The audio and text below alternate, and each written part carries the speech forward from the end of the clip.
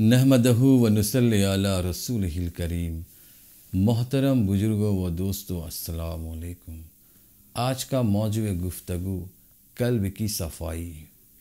قلب کی صفائی دراصل اپنے کیے پر نادم ہونا، اللہ رب العزت کی بارگاہ میں رونا گر گڑانا اور توبہ و استغفار کرنا، یہی ہے قلب کی صفائی۔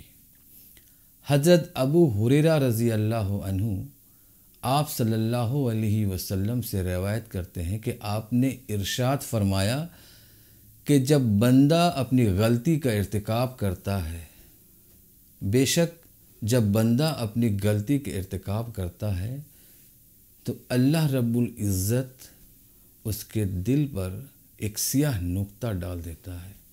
وہ اس غلطی سے باز آ جائے اور توبہ و استغفار کر لے تو اللہ رب العزت اس نقطے کو صاف کر دیتا ہے۔ اگر وہ اس غلطی پر دوبارہ قائم رہا اور اپنی غلطی پر غلطی کیا اور اپنی گناہ پر گناہ کرتا رہا تو اللہ تعالیٰ اس نقطے کو بڑھا دیتا ہے، حتیٰ کہ وہ اس کے پورے دل پر چھا جاتی ہے۔ یہی وہ الران ہے جسے قرآن حکیم میں اللہ تعالیٰ ارشاد فرماتا ہے، کَلَّا بَلْ رَانَ عَلَىٰ قُلُوبِهِمْ مَا كَانُوا يَكْسِبُونَ۔ کوئی نہیں بلکہ یہ اس کی کمائی ہے جو اس کے دلوں پر جنگ چڑھا دیا ہے۔ گویا تصوف کا مقصد دل کو اس کی حقیقی کیفیت میں لانا ہے۔ اگر دل ناپاک ہے تو یہ فاجر ہے، اور اگر پاک ہو گیا تو متقی ہے، اور پھر اس پر ہدایت قرآنی کا بھی اثر انداز ہونے لگتی ہے۔ جس طرح صاف تازہ اور شیریں دودھ کو کوئی بھی شخص غلیظ بدبودار اور زنگ آلود برتن میں نہیں ڈالتا، ٹھیک اسی طرح اللہ رب العزت جو حکمت و دانش کا سرچشمہ ہے، کیسے ہو سکتا ہے کہ ہدایت قرآنی کے نور کو زنگ آلود دلوں میں ڈال دے؟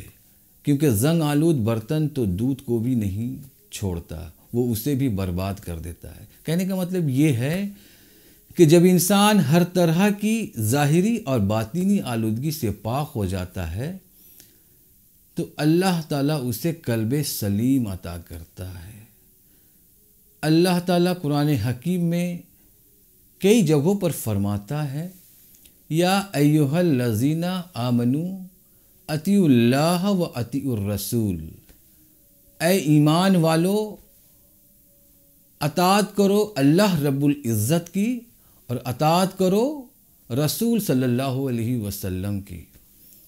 اللہ تعالیٰ دوسری جگہوں پر قرآن حکیم میں فرماتا ہے، من یطیع الرسول فقد اطاع اللہ۔ اطاعت الہی ایمان کا بنیادی تقاضا ہے، اور تصوف کا مقصد اسی اطاعت کو درجہ کمال تک پہنچانا ہے۔ حضرت بایزید بسطامی رحمۃ اللہ علیہ کے بارے میں منقول ہے کہ آپ نے کبھی اپنی پوری زندگی میں خربوزہ کاٹ کر نہیں کھایا۔ کسی نے وجہ دریافت کی تو آپ نے فرمایا کہ میں بہت کوشش کے باوجود یہ نہ معلوم کر سکا کہ آپ صلی اللہ علیہ وسلم کس سمت سے خربوزہ کاٹ کر کھایا کرتے تھے۔ مجھے ڈر تھا کہ کہیں میں الٹی سمت سے نہ کاٹ کر کھا لوں۔ گویا اطاعت حق ان کے دل پر اس طرح غالب ہو جاتی ہے کہ اس کے برعکس ایک قدم اٹھانا بھی ناممکن ہو جاتا ہے۔ ایک اور واقعہ حضرت بایزید بسطامی رحمۃ اللہ علیہ کے بارے میں منقول ہے کہ ایک شخص بہت دور سے آپ کی خدمت میں بیعت ہونے کے لیے آیا۔ 1-2 ماہ آپ کی صحبت میں رہنے کے بعد وہ شخص بغیر بیعت کے واپس جا رہا تھا، تو آپ نے اس شخص سے فرمایا کہ کیوں واپس جا رہے ہو اور کس غرض سے آئے تھے؟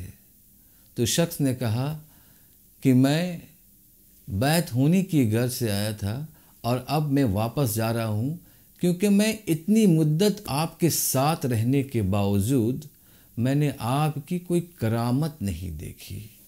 تو آپ نے فرمایا، اتنی مدت میرے ساتھ گزارنے کے بعد کیا تم نے ایک لمحہ کے لیے بھی اللہ اور اس کے رسول کی نافرمانی کرتے دیکھا ہے؟ تو اس شخص نے جواباً عرض کیا، نہیں۔ تو آپ نے فرمایا کہ ہمارے پاس اس سے بڑھ کر کوئی کرامت نہیں۔ دراصل اولیاء کرام کرامت کو اپنے پاؤں کی گرد بھی نہیں سمجھتے۔